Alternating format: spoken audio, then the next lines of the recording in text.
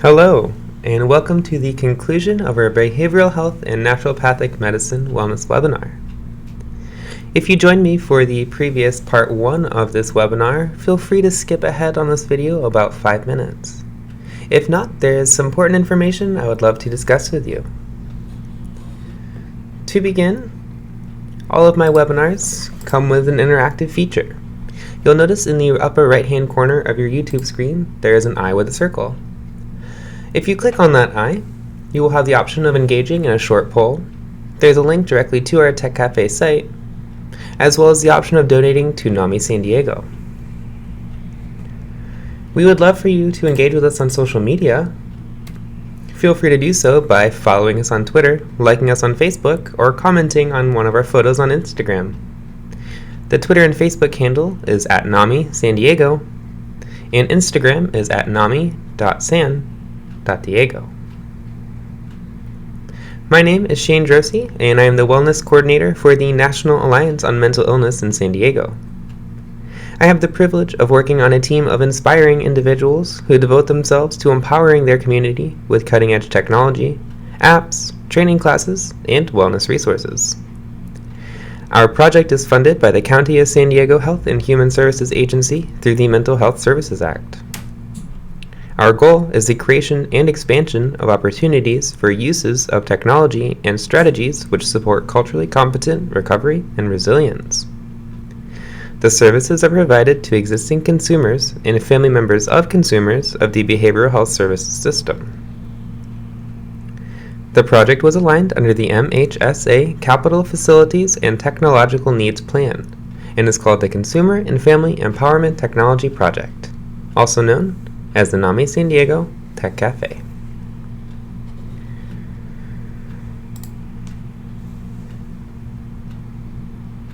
We have an important disclosure to announce for this and all future wellness webinars. The views, opinions, and positions expressed by the authors and those providing comments on this wellness webinar are theirs alone and do not necessarily reflect the views, opinions, or positions of the National Alliance on Mental Illness in San Diego, or NAMI San Diego. We make no representations as to accuracy, completeness, timeliness, suitability, or validity of any information presented by individual authors and/or commenters on our webinars, and will not be liable for any errors, omissions, or delays in this information, or any losses, injuries, or damages arising from its display or use. Now that that's out of the way, I'd like to go over a few things that we have discussed in the previous webinar. The first is some information about the doctor. Dr. Jennifer Barr draws from her unique perspective gained from experience in both conventional and natural medicine, as both a doctor and a patient, to discuss what she has learned to be the most important hallmark of her health resilience. In this talk, Dr. Barr shares her perspectives on health and resilience based on both physical and emotional markers, as well as some guidelines on how she achieves this for herself and her patients. Dr. Jennifer Barr is a licensed naturopathic doctor that specializes in the natural treatments for mental illness and endocrine disorders. Dr. Barr is among the most highly trained doctors in this field. In fact, she is the only doctor to have completed a naturopathic residency focused on the homeopathic treatment of mental illness. Dr. Barr brings a unique perspective to treating all of her patients. She combines excellent clinical skills, targeted lab testing, and compassion rooted in life experience to her practice, making a visit with her truly a better healthcare experience. The guiding principles of naturopathic medicine are do not harm, the healing power of nature, identify and treat the cause, treat the whole person, doctor as teacher, and prevention is best medicine. Finally, the therapeutic order that any doctors that are practicing naturopathic medicine would be to first establish conditions for health. This includes diet, health, exercise, sleep, and social well-being. Next would be to stimulate and support self-healing, including homeopathy, hydrotherapy, neurofeedback, and biofeedback. Next, we would try to correct areas of imbalance, including reintegrating the mind-body connection, supporting physiological functions, nutrient deficiencies, and using adaptogenic herbs. Next would be pathology-centered natural care, which would be to eliminate, reduce, or suppress the pathogen. The next option would be pathology-centered pharmaceutical intervention, which is the use of prescription medication. And the last option would be surgery. Now please join me in the conclusion of this wellness webinar surrounding naturopathic medicine and behavioral health.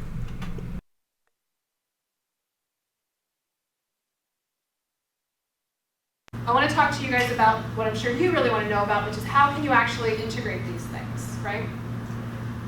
So what I'm going to do, the way I'm going to sort of structure this last part is giving you some points to consider, because this isn't like a free-for-all. Natural medicines don't mean that they're safe, and that's going to be one of my last points. So we'll go through some points to consider, and then I'm going to open it up to any questions that you guys have. So the first point to consider is that conventional and natural therapies may have an additive effect, okay? So conventional pharmaceuticals work to suppress symptoms primarily through changing the way our body handles neurotransmitters, okay? It blocks a receptor, it increases sensitivity of a receptor, or it blocks reuptake of a neurotransmitter, keeping more of it around, okay? So either making it so you can't get it, you can get more of it, or more of it's there for you to use. Natural therapies that are used in that same way, so that level 4 that I usually skip, do the same thing. They force biochemical pathways, therefore increasing the amount of neurotransmitters available, or they provide cofactors for the enzymes, making it so that those wheels turn faster, okay? Sounds pretty similar, right? So here's my favorite example. We're back to our wonderful St. John's wort here. So this is sertraline, or Zoloft, is an SSRI. It works by actually increasing the serotonin levels in the brain by blocking the natural reuptake. Side effects of it: decreased sex drive, dry mouth, vertigo, insomnia, and tremors. I'm sure many of you are aware that you can have overdoses with SSRIs. It's called serotonin syndrome. It's actually life-threatening. Symptoms of that are tachycardia, which is increased rapid heart rate, sweating, vomiting, diarrhea, or agitation, physical agitation.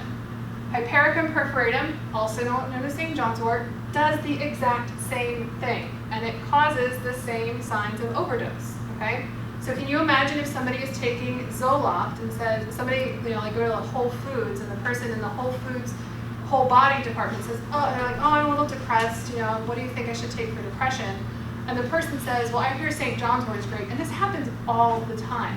This person has no idea what the person's diagnosis is, because just like this SSRI caused me to become manic out of my mind, it can cause that in somebody who has a susceptibility to bipolar disorder as well, just like an SSRI can, the St. John's wort can, okay? So this person in Whole Foods is saying, oh, well, I heard St. John's wort is supposed to be really good for depression. Why don't you go ahead and take some St. John's wort? Not finding out that they're on Zoloft. Suddenly they're taking two things that increase the amount of serotonin in the body and putting them at risk for serotonin syndrome, okay? 5-HTP is probably something that you guys have heard about too. It's kind of a popular thing. 5-HTP is a precursor to serotonin, so it's doing the same thing. It's making it so your body has more serotonin. Tryptophan is the precursor to 5-HTP. So this is what I call feeding the pathway, which is making it so that your body makes more of the neurotransmitter in the first place. So it still could cause some interactions if you're taking an antidepressant as well. So that's my biggest caution there. They can have additive effects and interactions, okay? Another point to consider, we all have a unique biochemical and genetic makeup that dictates how we will respond to treatments. So this particular one, we need to remember that conventional pharmaceuticals are not one size fits all. Neither are natural treatments. For some people, an SSRI will save their life. It'll be like the best thing ever. They feel like themselves again. They have no side effects. Everything is great. For some people, they feel worse on it. Some people, it makes them manic. Some people, it doesn't change their depression. Some people get more depressed on them. But an SNRI will work for them, or a TCA, or various different types of antidepressants that have different mechanisms of action are going to work. As I was talking about earlier with genomic medicine, we're getting more and more information about what chemicals our body is going to be most responsive to and less responsive to. For instance, have you guys heard of MTHFR? That's another one that's kind of popular. So MTHFR, so you've heard, okay. MTHFR stands for methylene tetrahydrofolate reductase. Okay. Yeah, it's a mouthful. How many times did I have to practice that to be able to say it? What that is, it's an enzyme that helps your body translate folic acid that you get from enriched foods or from your cheap multivitamin from Costco to folate, to 5-methyltetrahydrofolate, which is what your body needs to make those neurotransmitters and hormones for that matter, so that you can actually feel at your best, right? Some of us have a genetic defect that changes our functioning of that enzyme.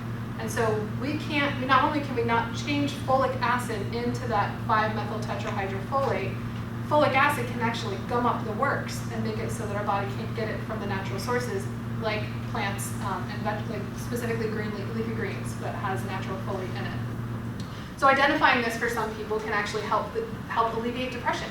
Sometimes that's the biggest issue, is that people can't use their folic acid that they're getting, and as soon as you give them the right folate version, they're actually fine. There are some studies or tests that are being done. Can I say names of tests here? Is that okay? Okay. So Genomind, have you guys heard of Genomind? Yes. So Genomind is a test that's being done to study people's genetics and how they will likely respond to medications. It's not complete, I will say that. I don't really use it. I use 23andMe and then translate it through another system. So 23andMe is a commercial lab. It's cheaper, but it's also not, it's not a medical lab, so you can't use insurance or anything like that for it. It's, the challenge with the Genomind is it doesn't give as much information as I think is necessary. For instance, sorry if you guys are going to glaze over, come back, okay? So COMT is catechol-O-methyltransferase, and MAO is monoamine oxidase. You guys probably have heard of monoamine oxidase, right? Because there's medications that are trying to inhibit that, right?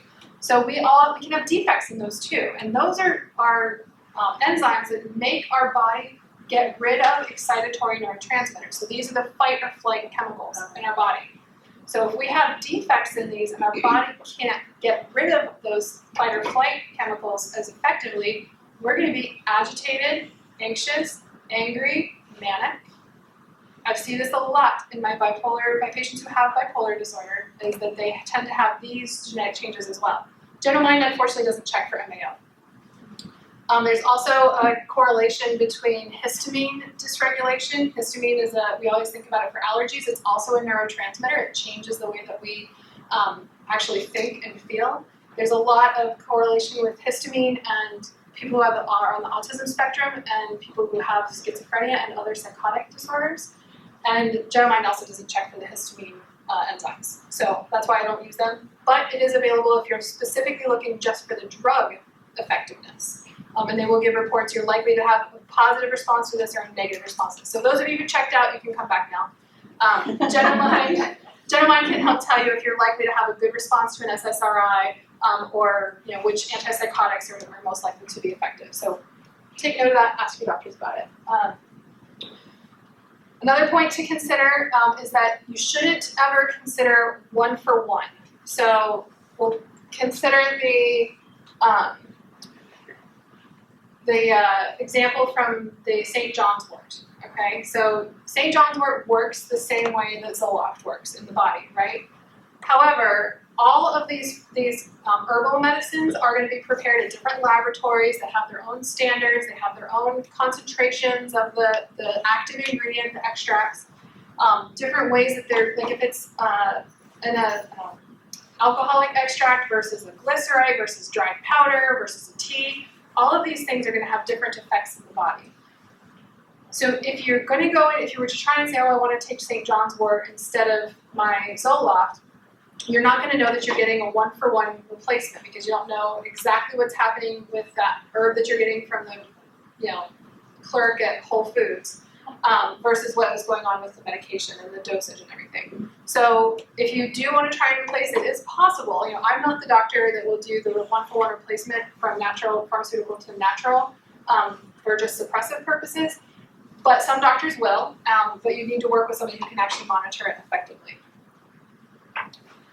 All right, one of the most important things, I think I've drilled this home already, safe or natural does not mean safe, right? I'm picking on St. John's wort today. St. John's wort is really great for a lot of people, but I can't take it. If I take St. John's wort, I could be hospitalized for it. So it's not safe for me, and people don't necessarily know that would be the case. Anybody can have a reaction to anything, but just because you don't have to see a doctor to get it doesn't mean that it's not going to do anything potentially negative for you. Okay? All right, that's the main point. Don't try this at home. Work with somebody who knows what they're doing if you want to try and do this. So natural treatments and pharmaceuticals can work very well together. Dr. Kirk and I work with patients all the time who are on both the natural treatments and the pharmaceuticals. I did both for a while. My goal obviously was to get off, and I was successful. I've been off of my medication for 8 years now, and had no episodes. Like, I actually say I had the diagnosis of bipolar disorder because I have had no episodes in 5 years. And I used to have 5 to 7 a year. So pretty big change. I do see that people can heal. I see that people, if we give their body what it needs to actually repair and to restore health, and we give the stimulating medicines, we do see people get better. But they can't, if somebody's already on medication, we have to give the body that ability to heal as we're making changes, if changes are appropriate. I say if because sometimes they're not. Half of my time I feel like I'm talking people onto medication instead of people think that they're going to get talked off of it with me. All right, so I want to give you just a few little more pointers about what you could expect if this seemed interesting to any of you or if people ask you about it. Because I know you guys are all staff here, right? So if people call and ask you about it, some things that you could help people understand what to expect. So naturopathic doctors in practice have many, many tools that they can use to accomplish the same goals. So all treatments are going to be based off of the individual needs of the person in front of them, based off of those principles and therapeutic order that we talked about at the beginning. So this really makes it hard to have a standard naturopathic practice, right? So you're not going to be able to say this is exactly what you should expect to see with any doctor. So this is a list of things that we're trained to safely and effectively use. So herbal or botanical medicine, homeopathy, nutrition and therapeutic diets, specific nutrient therapy, hydrotherapy, which we talked about before, IV therapy, naturopathic manipulative therapy we don't do here in California, but we're trained in doing that, conventional pharmaceuticals, and then some doctors get additional training in neurofeedback, biofeedback, and acupuncture as well. So what you should expect, regardless of which doctor it is that you're going to see, as in which naturopathic doctor you would see, you should expect a thorough evaluation at all of your visits. Most naturopathic doctors spend 2 to 3 hours with their first patient. Our first patient visits are 3 hours long because we need to get to know not only the detailed history, the unique symptoms, because we're prescribing medicines off of a unique experience. You know, I'm sure maybe there's other people in here who also have the same diagnosis I do. I guarantee you my experience was not the same as yours. And the medicine that's going to help me is not the same medicine that's going to help you. Follow-ups for most practices are 30 to 60 minutes, again, because we're working on doing a lot of things that you're working on too, and making sure that everything is actually moving things in the right direction. Intensive lab testing you should expect, unless you've already had a lot of intensive lab testing. Sometimes when people come to see Dr. Kirk and I specifically, they've already seen a lot of people who, we don't run labs unless we know that it's going to change what we're going to do. We don't go on treasure hunts. But you should expect to have some extensive labs just to make sure that there's not a thyroid disorder, which is common with mental health conditions, that there's not adrenal function that's contributing to worsening of symptoms, that there's not nutrient deficiencies. Autoimmunity can sometimes present with psychosis, and so we need to make sure that if there's any other signs that autoimmunity is occurring, that we get that addressed as well. Food allergies are something that can be tested for, that a lot of naturopathic doctors do test for, so we can help identify what can be contributing to that leaky gut that we talked about earlier. You should also expect an individualized plan based off of you as a whole person, including your current treatment protocol. So if you're already going to see it, if you're seeing a psychiatrist and you're going to see another doctor, a naturopathic doctor, the current protocol should be included in it. This will include those removing obstacles that we talked about. I'm working on an ebook, so I should be writing in the next month or so about removing obstacles that you can go to our website and get, or you can email Kyle at our home office and let him know that you just want it when we're ready, so that you can get an idea of what I'm talking about with removing obstacles. That didn't translate over. I used Keynote, it didn't translate over to PowerPoint. I'm sorry.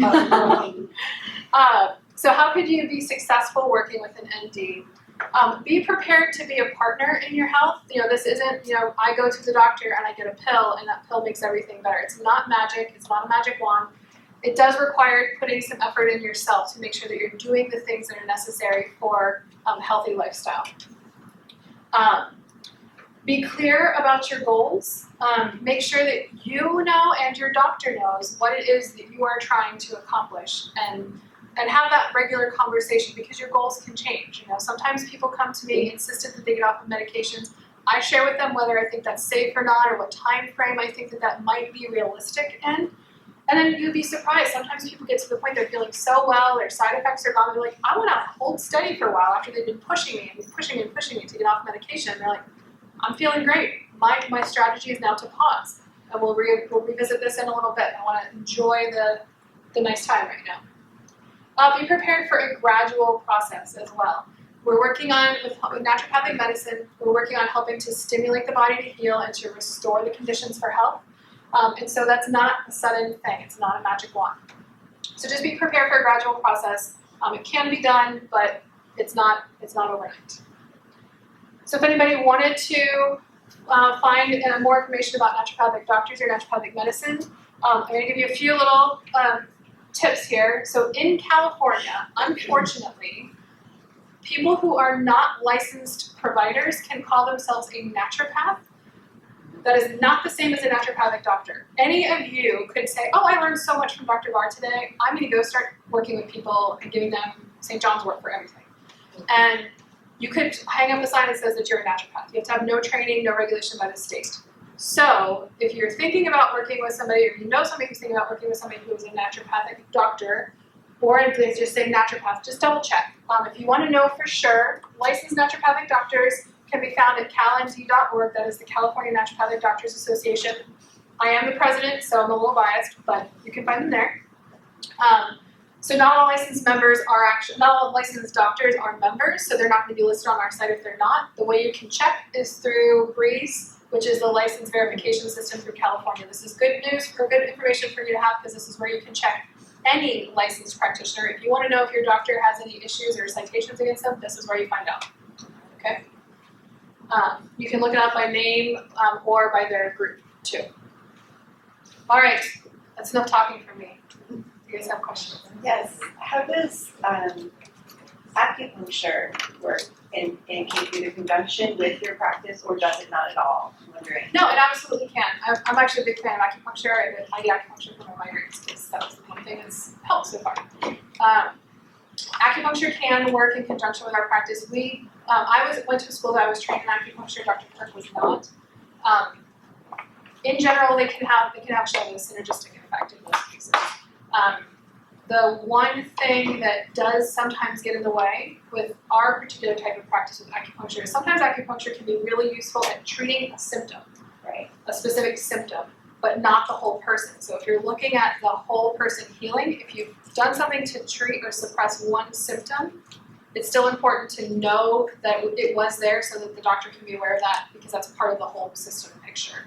And it's important for putting all those pieces together. So that's the only caveat I put in about acupuncture. Yes. Cost. Do insurance companies cover visits to in California, some will cover for out of network. We are not contracted with any insurance companies. Right now, unfortunately, so this is one reason I do the work that I do. I'm the president of the association, and I'm up in Sacramento like once or twice a month fighting for things. We are working on trying to protect the term naturopath so that you don't have to worry about somebody saying they're a naturopath and not actually being a licensed professional. We're also working on trying to fix the insurance issue, because the Affordable Care Act, which is thankfully still law, in my opinion, hopefully you guys agree, because there's mental health coverage for the Affordable Care Act, right? So the Affordable Care Act actually has a clause in it that says that you cannot discriminate against anybody based on their provider type. California, love California, we decided to put all of the laws from the Affordable Care Act, all the provisions from the Affordable Care Act into California law, except that one clause. So California is currently not in compliance with the Affordable Care Act because we're discriminating against people based on the provider type. So we're not enforcing that insurance companies have to cover naturopathic doctors, even though we're licensed and we're acting within our scope. So even though I can do the same thing, I can write the same prescriptions as a psychiatrist, but the insurance companies aren't required to cover it. So everything's out of pocket. Well, so the visits are out of pocket. Labs are usually not out of pocket, because unless it's an HMO. If it's an HMO, then it is out of pocket unless we can get the HMO to run them for us. And that's usually what we try to do with it if somebody with an HMO. Medications can be covered as well. Supplements usually not unless you have an HSA. Okay, one other question. Your adversity to St. John's wort, was it a side effect, or did you learn by having the 23andMe test that was something you So I just never touched St. John's wort personally because I had been given Zoloft and it made me manic. And since I knew that it had the same mechanism of action, I stayed clear of it. So I did do the 23andMe test, and I also have done Genomind on myself, and I did see, thankfully, that they said that I should not have ever taken an SSRI from Genomind, which did not surprise me like a dog. But so no, I've never actually taken it because I knew that it was going to happen to me. And I'm sorry, one last one. How much is a 23andMe test? So if you were to do a 20, I can tell you exactly how much it is. Okay. So if you were to do the 23andMe that gets the full health data, that one's actually $250 now, I think. So that one's either $200 or $250. What we need for what we do is actually only $99 because we can do the ancestry one. It doesn't give the nice little layout of all of the data, which things you have the susceptibility for. But if we're just looking at it for those single nucleotide polymorphisms, those genetic changes, that one gives us enough. That one's $99, and then for us, the translation is $100. Translation and interpretation, so $200 total. For other doctors, I don't know what they charge. And is it only NDs that run those Genomind tests? No, No. psychiatrists. It's actually advertised as psychiatrists. So Okay. if you or you know somebody who would like to get this done, you can ask your psychiatrist about them. Anybody can run them. Thank you. Yeah. Other questions? Yeah. So what was the average cost to see a naturopathic doctor, like the office visit, the follow-ups, the 3-hour? Yeah, so it's going to vary from person to person. The average per hour visit ends up being around $300 an hour. So most visits are about $150 because usually about 30-minute follow-ups. We do a discounted rate for our first visit because it is 3 hours, so it's only $200 an hour for the initial visit, so that we can make it more affordable for people to get in. And then the cost for supplements is going to vary. We are always trying to focus on doing minimal things. We use homeopathy, like I said, for everything, and we use diet and lifestyle. The homeopathic remedies are so darn cheap. They're like $10 for a 3-month supply. So really, we, at least in our practice, focus on our expertise being the biggest cost. Some other people, it's going to be, some other doctors are going to have significantly higher costs for the recommendations for the supplements.